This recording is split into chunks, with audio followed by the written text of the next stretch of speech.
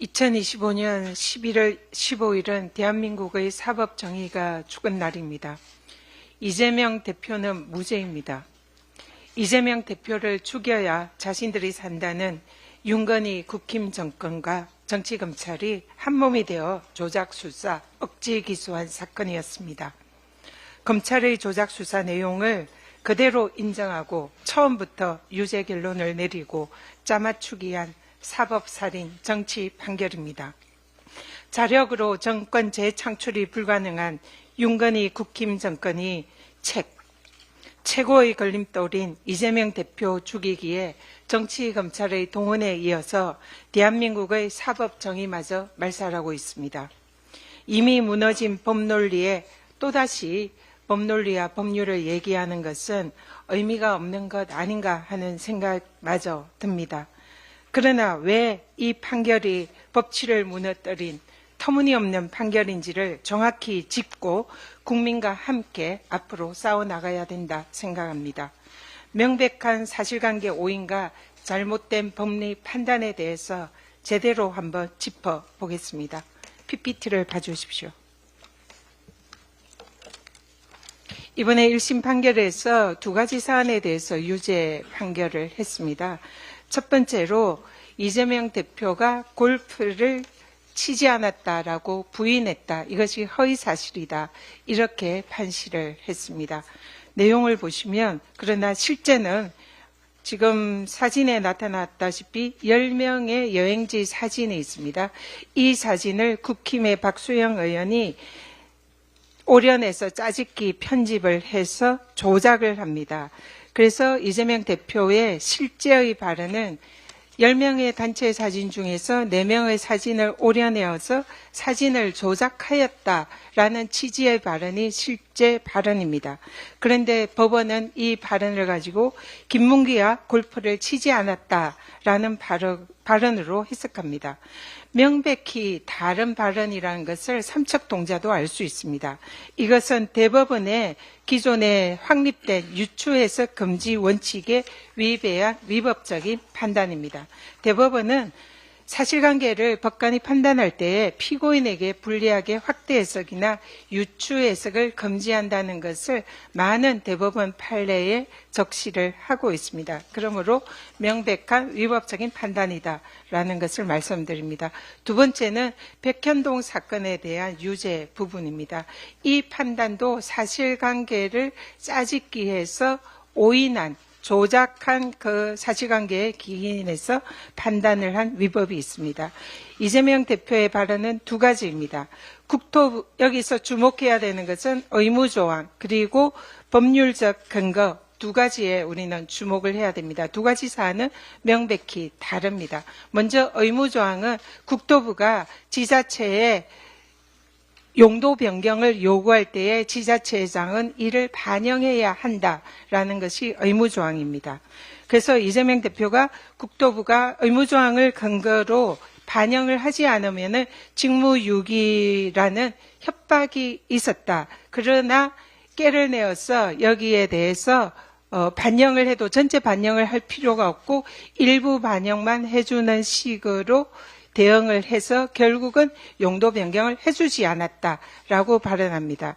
그리고 두 번째로 이것은 앞부분은 5개 공공기관 부지 이전과 관련된 사안인데요. 그중에서 식품연구원에 대해서는 이후에 국토부가 다시 공문을 보냅니다. 공문을 3번이나 보내는데요. 이 공문에는 분명하게 법률적인 근거를 명시해서 보냅니다. 그래서 이재명 대표는 이 부분에 대해서 국토부가 법률상인 요구를 했기 때문에 어쩔 수 없이 용도 변경을 해주었다라고 발언합니다. 그러나 이번에 법원이 판시한 것은 이 두 가지 발언을 짜집기 한 것입니다. 국토부가 의무조항을 근거로 직무유기라고 협박을 해서 용도 변경을 해주었다입니다. 이것은 누구나 보더라도 발언을 짜집기 했고 사실과 다른 법원이 조작된 사실관계를 근거해서 판단한 것을 알 수 있습니다. 당시에 식품연구원에 국토부가 보낸 공문을 보시면 이재명 식품연구원에 대해서 국토부는 근거 법률인 국가균형발전법, 혁신도시건설법을 명시를 했습니다. 그리고 이 법에 따라서 용도 변경을 하라는 요구를 했습니다. 그렇기 때문에 이재명 대표는 의무사항이 아닌 법률상 요구이기 때문에 용도 변경을 해준 것입니다. 그래서 이 사실을 두 가지 사안을 짜집기하고 편집해서 조작된 사실관계에 근거해서 판단을 했기 때문에 이것은 명백한 위법적인 판단입니다.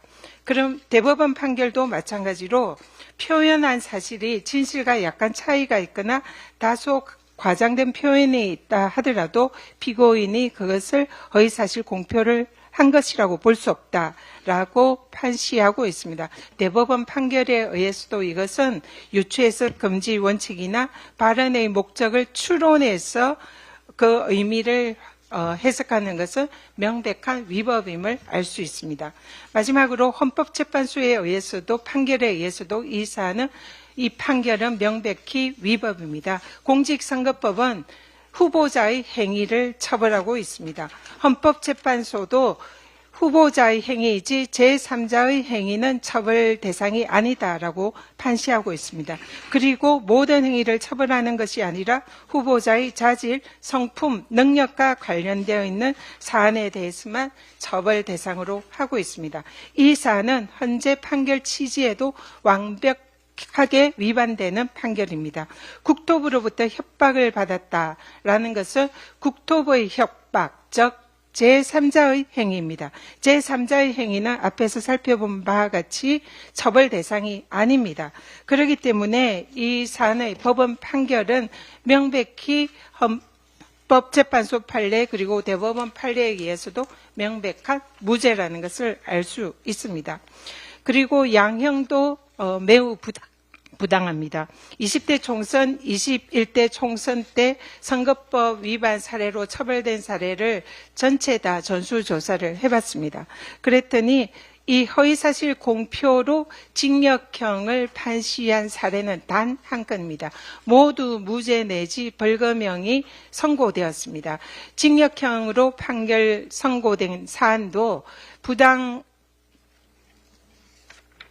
기부행위 등 이 허위사실 공표와 기부행위 등 복합범죄, 중대범죄의 사례의 경우에 단 한 건만 징역형을 선고했습니다. 이재명 대표에 대한 이번 1심의 징역형 선고는 사상 초유의 행위로 이것은 사법부의 명백한 정치 판결이라는 것을 알 수 있습니다. 이재명을 죽이겠다고 없는 죄를 만들어서 조작수사, 억지 기소한 윤석열 정권의 정치검찰, 이에 화답한 1심 판결에게 답을 하겠습니다. 이재명과 민주당을 죽이려 해도 이재명과 민주당은 더 강해집니다. 이재명 대표와 민주당이 걸어온 길이 그렇습니다. 민주당은 죽은 사법정의를 반드시 되살리고 이재명 대표와 함께 국민과 함께 끝까지 싸워서 반드시 승리하겠습니다. 더 강한 민주당, 더 하나된 민주당이 되겠습니다. 이상입니다.